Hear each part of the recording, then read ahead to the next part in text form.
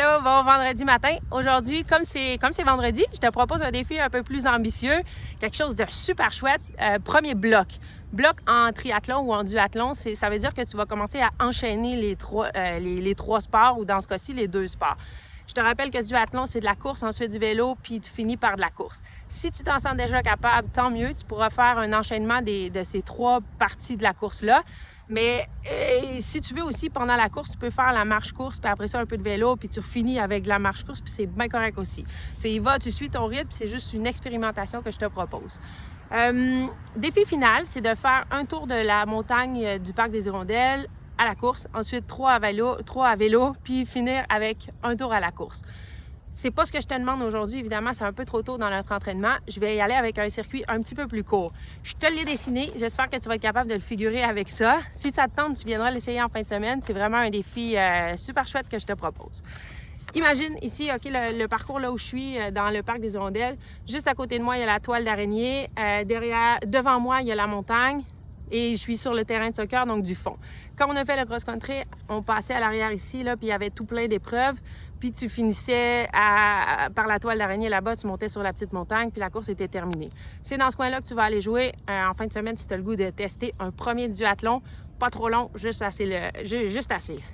Alors, ce que je te propose, tu vas commencer par prendre ton vélo, tu vas le déposer dans un petit coin du parc et dans le terrain gazonné de la partie soccer.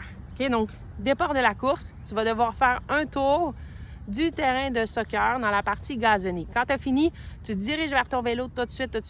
Tu prends ton casque, tu l'attaches en duathlon ou en triathlon. On n'a jamais le droit de toucher à notre vélo tant que notre casque n'est pas attaché. Donc, tu commences par ça, tu mets ton casque, tu l'attaches.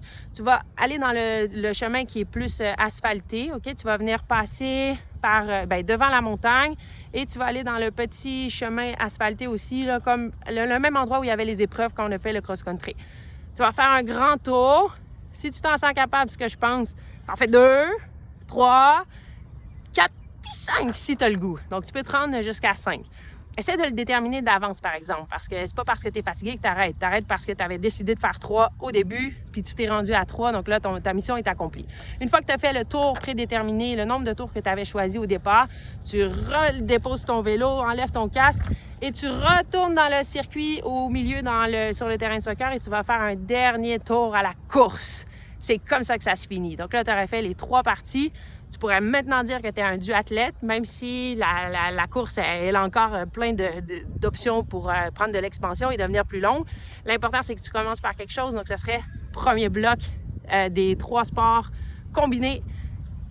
3 parties, si on veut, de la course combinée que je te propose. Fait qu'amuse-toi avec ça, puis donne-moi dans des nouvelles. Bye bye!